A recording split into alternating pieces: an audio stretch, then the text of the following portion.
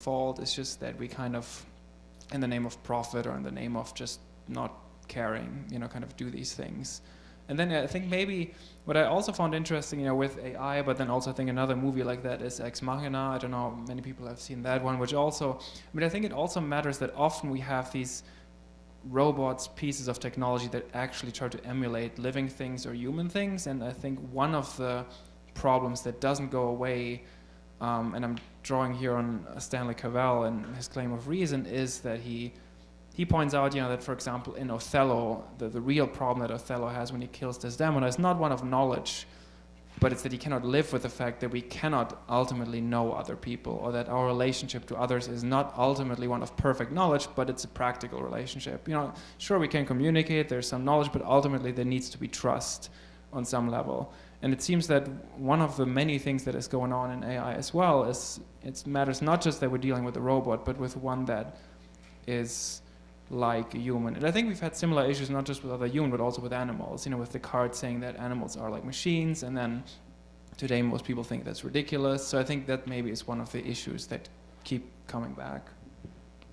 And I think that's one of the interesting films aspects about the film Transcendence, is that it at the very end demonstrates that what we thought was just a classic mad scientist story, where somebody turns into out of control and into a monster. His name is Will, by the way, which I thought was interesting, because he's the Will, right? That it turns out that it's actually the fear of the other people that lead to the tragic conclusion, and so it problematizes both. Like, what happens if we actually go forward and go into the future with a strong will and follow these new paths, or what happens when we are too afraid of the other, or should we be afraid of the other? Is it okay to be afraid of this kind of progress, or is it just the fear of the other and ignorance, right? I mean, these very basic questions that are being asked. So that kind of connects to the Desdemona analogy that you just.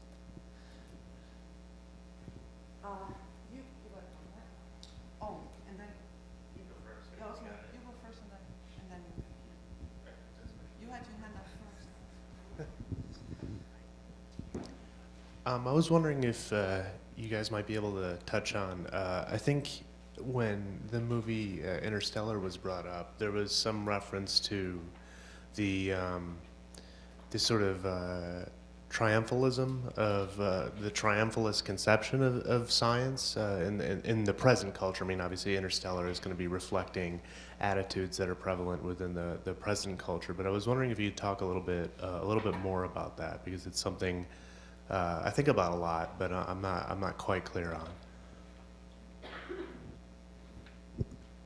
on. Well, I mean, I think maybe this relates somewhat to, I think, another thing that I find a little bit curious, problematic in some of Nolan's movies. Namely, I think he sometimes shows a certain kind of elitism. Like, I think if you see, I think it was the second Batman movie, like there's basically this notion that people are often better off, like the common people are better off to not know certain things. So in that movie, for example, Batman is the one who kind of bears a certain kind of knowledge, but the other people don't need to know. And I think you get that theme again in Interstellar, where the NASA in secret actually builds this because basically people cannot be trusted to know. And there's a lot of deceit going on in that movie. There's a lot of people double-crossing each other, lying to each other. So I'm not quite sure how exactly to connect the two, but my intuition is that there's some relationship between this blind trust in technology and this kind of elitism that you kind of just, the experts will figure it out, the elites will figure it out, at the expense, I think, of a more messy notion of democracy. I mean, of course, there are different notions of democracy, but yeah, I think, Mad Max in some way for me, suggests more something in terms of possibility and agency. And it's very violent, it's very messy, like everything about it is kind of messy, but I think that somewhat reflects, that kind of notion of agency. It is kind of like the ethos of social engineering to some extent, right? That there would be sort of some master class that like has access to a kind of knowledge and controls the masses to some extent. It's just something that I studied science journalism's really like narrow focus in terms of a specialty, and it was interesting to ask myself while that education was sort of getting implanted, that how much of it was had the sort of the goal of communication with the public, and how much of it had the goal of sort of convincing the public of exactly that. There's a short document. There are many documentaries about the singularity, explaining what it is. And there's one that I saw recently called "The Singularity is Near," which I think is, you know that one, right? It's about 30 minutes, and some of the main cutting-edge scientists are being interviewed there. So the tenor of the thing is fairly positive.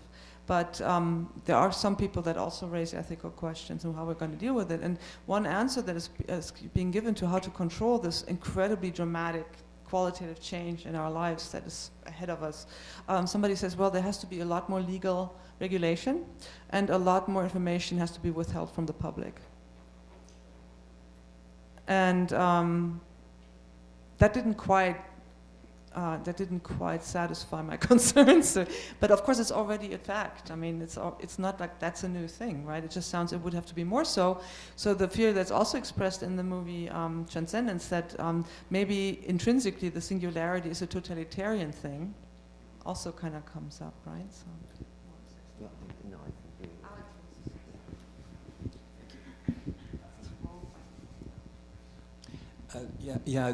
Getting back to a comment that you made, Michelle, about the essential ambiguity in some of the films that you were talking about, Transcendence and Ex Machina, an essential ambiguity that is maybe not present in some of the films that Kim was talking about, Fahrenheit 451 and some of the earlier classics of science fiction. And I just wanted to suggest that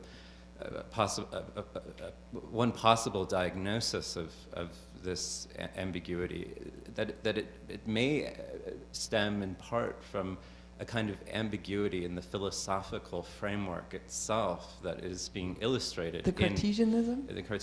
So Cartesianism, right, I think, divides into two variants. There's dualism and materialism. And materialism is typically understood in terms of this computational sort of form that is being illustrated and reflected in these films, Ex Machina and Transcendence.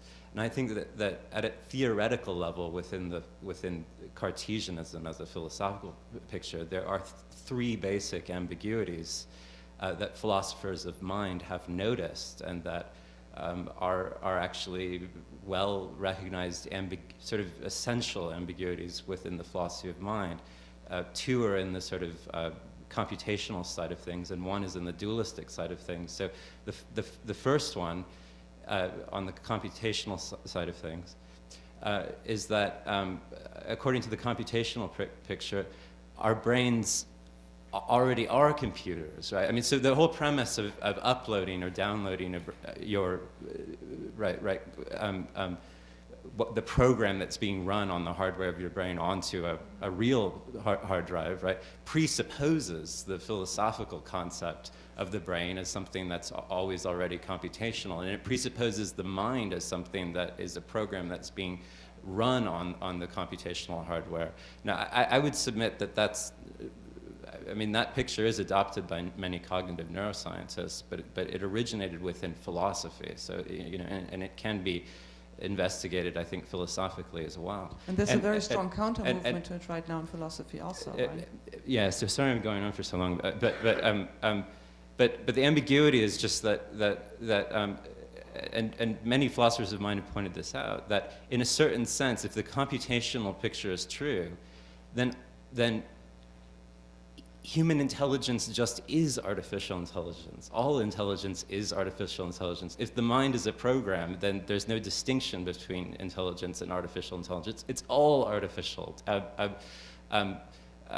then on the other, so in a certain sense, I mean, perhaps that goes into explaining some of the dramatic ambiguities that we're finding at the end of Ex Machina, or the end of some of these other films like Transcendence. On the dualistic side of things, and I think Inception, which is maybe a movie that no one has mentioned yet, is I think more of a dualistic. But you all have seen, right? You all have seen Inception. I know students really have all seen. That's more of a traditional dualistic Cartesian movie as opposed to a crypto Cartesian materialistic movie. At the end of that movie, you have this sort of spinning top, and there's a certain suggestion, I think, that whether it falls over or whether it keeps spinning, at a certain level, it doesn't matter. I mean, that's the essential ambiguity, because if Descartes was right, there's just, in principle, no theoretical difference that would allow you to distinguish, right, a representation that corresponds to reality versus a representation that doesn't correspond to reality, because according to the mind-body problem, there's no such thing as a causal relation between representations in here and things that putatively cause the representations out there. So it doesn't matter. It's just representations all the way down, right? So in the first case, all intelligence just is artificial. In the second Which case, is absurd. Yeah, right. But It's come from outer space, probably, right? it sounds absurd when you state it like that, and yet I think some of these films that we're talking about are presupposing just that philosophical picture in order to get this off. I just want to very, very quickly just translate what we were just talking about a little bit in the direction of the students. I think what's and it ties to one main problem that I have with envisioning this actually happening, that the consciousness is being uploaded onto a computer, and that is, if you have a vision, a notion of consciousness as where the mind and the body are basically inseparable, tied to each other, and all thinking is embodied, meaning it takes place in the physical body and is influenced by all the physical functions of your body, then it cannot be uploaded, right? Because it is so conditionally tied to your stomach that gives you certain signals, the nature of your brain, your muscles, your movement, whether you're moving or not, those kinds of things, that it's not possible to have it abstracted onto a hard drive. If, however, you see a very sharp distinction between the mind and the body, then that is more possible, at least as a thought experiment at this point. How far science is with that, you would have to tell me. I don't know how far they are with all of that. That they actually have created artificial intelligence that would be able to imitate that kind of physical function of the mind or not. I don't think so. So that's what this is about, okay? And Alex is saying that all these new movies are basically really thinking of the mind as something separate from the body, and that's why they can have these kind of narratives. Kim, do you have anything? Who does? Other questions? Can I add something? Okay. That's fine. Yeah, can you hear me? The two questions you asked, really, the heart of what I was talking about. So two things. One, the generation for most of you here, it's a pivotal generation. The legacy you leave needs to be better than the legacy I left. We didn't do you any favors. So maybe for the first time in history, we're looking at a generation that really can end it all by mistakes. We've always worried about that and feared it. When I was a kid, I was sure the first atomic bomb was going to hit my town the next week, and we used to exercise by hiding under the desks. You remember those? The bell would ring, you jump under the desks, and then it would protect you from the atomic bomb. That was all silly stuff then, and we're building on that. But you really can make a mistake that would end it for humans. It's really important that you think about this stuff. For my grandkids' sake, and for all of our grandkids' sake. That's the first thing I wanted to just get across. It can't be just academic for you anymore. The second piece is that you both raise it, and we were talking about it now.